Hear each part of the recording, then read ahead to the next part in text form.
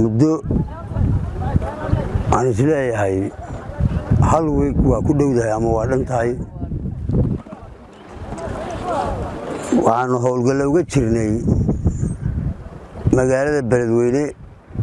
iyo magaalada Boole Barde inta ka dhaxaysa deegaamadii awal hore looga saaray nimanka cayayaanka ee dhiigga bini'aadamka caadaystay ayay mar labaad waa wax aqsunaasa oo waxyaabaha la yaabka oo aan maanta arkay waxaa ka mid ah dhulkii baaruhu ku yiileen iyo deegaamadii roobku galay dadkii shacabka ah inay daaqaan ama degaan xitaa uma ogola dhulkaasaan howle ka wadnay beerxaano tirijeento burdaar nuur fanax ceel la hele iyo deegaamo kale waxaa maanta allah subxaanahu watacaala mahadwaa ka gaadhee suuragal noo noqotay inaan ka saarno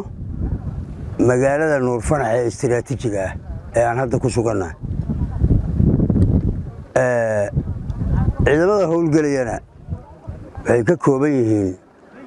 ciidamada xoogga dalka ee sida raha u booda iyo kuwa deegaankee sida caarada u socda caarada way garanayaan umana birdhigi karaan inay iska caabiyaan caado uma lahayn mana iska caabi karaan waa niman shaqadoodu tahay inay waxgaadaan inay masaakiinta yani xoolaha ka qaataan yani waxaa lagu leeyahay qofka bisha Ramadaan marka uu soomo asaga ayaa xaq u leh fitrada cidda uu siinayo inuu doorto waxyaabaha ugu yaabka badneed maanta arkay waxay ahayd inay dadkii leeyihiin keena fitrada adinku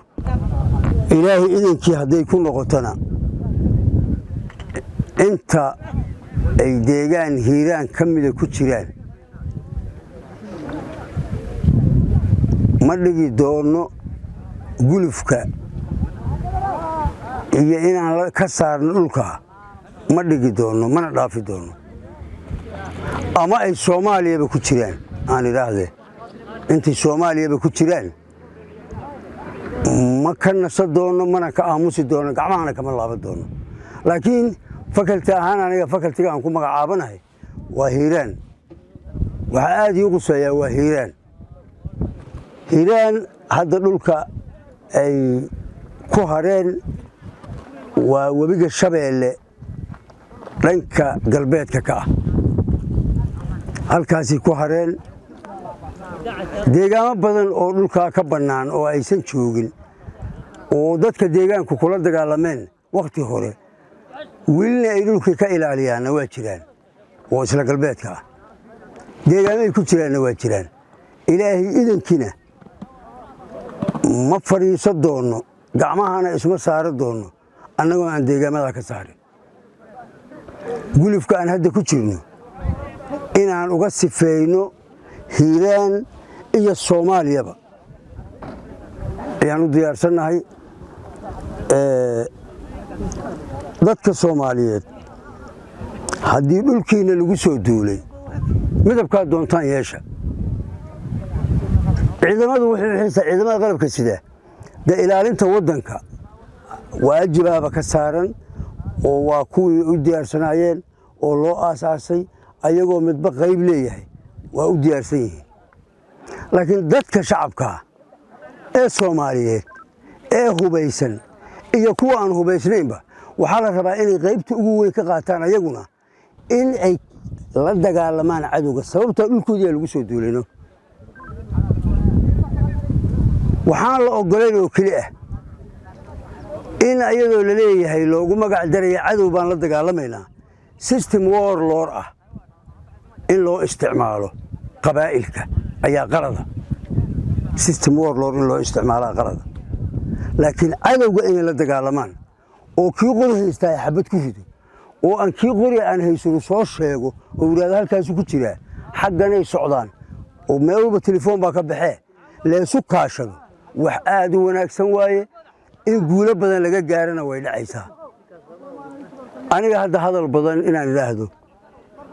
uma istaagin inaan u mahad celiyo dhammaan dadka Soomaaliyeed inaan u mahad celiyo ciidamada xoogga dalka ee howlgalka maanta nugula jiray iyo ciidamada deegaanka intaba iyo kuwa nabad sugidda midabkay doonaan ha yeesheen fakalti kasta yihiinba ciidamada qalabka sida Soomaaliya waa u mahad celinaynaa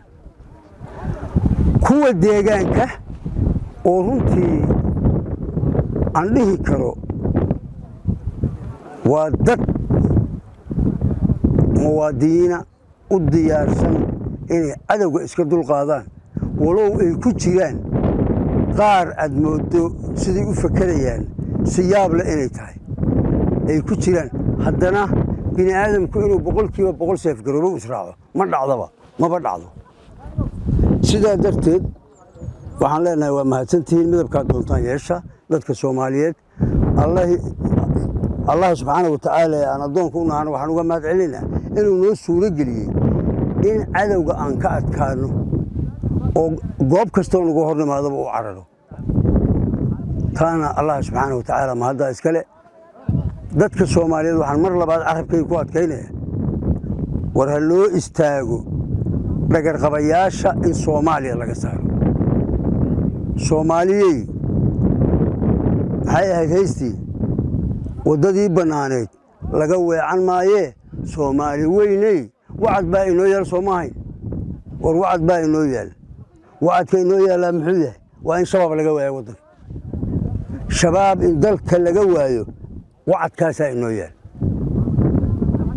Soomaaliya intaasaan kula dardaarmayaa anigana waxa iga go'an haddii alla idmo inta shabaab dhul Soomaaliyeed ku jiro inta itaalkaygu la egyahay hiilaana inaan ka saarno Soomaaliya inaan ka saarno qalbiyan iyo ficliyanba haddii Ilaahay idmo da wax kastana culays kasta ha jiro awood la'aan kasta ha jirto wax walba haystaa marsanaadeen laakiin wax la barbar dhigi kara shabaab oo loogu cudur daari kara ma jiro